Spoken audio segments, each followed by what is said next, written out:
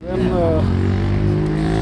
оглед на тоа што денеска и официјално од Министерството за образование и наука имаш изјава дека има сериозен пристап кон решавање на овој проблем, односно се прават максимални напори да се доближат со процентот тој што го побара СОНК. Само по себе дава за право да бидеме оптимисти на денешната среда и од Министерството за образование и наука да слушнеме нешто по-конкретно. За волја на вистината 3 дена се штрајкува, претходно и 30 дена поминаа во преговори, не добивме конкретен предлог во однос на нашето барање и од таа причина убедени сме дека денеска ќе имаме нешто повеќе за соопштење на јавноста.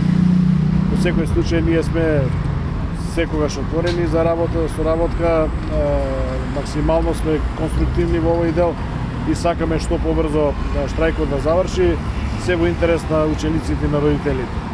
Многу кратко, ако денеска се договорите за делот образование, дали од утре училиштата ќе работат со полн капацитет, а ќе остане само уште со труд и социјала да се договарате за градинките, или може и да рачунаме и дека се утре конечно штрајкот да прекине комплетно?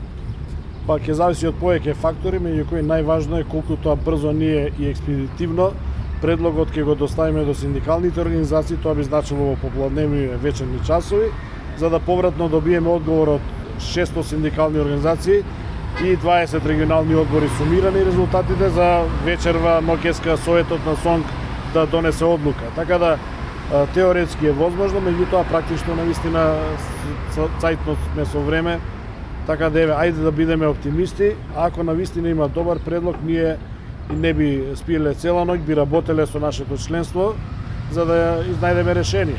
Меѓутоа сепак велам, ако имаме соодветно коректно и понуда која што навистина ќе може да помине во членство.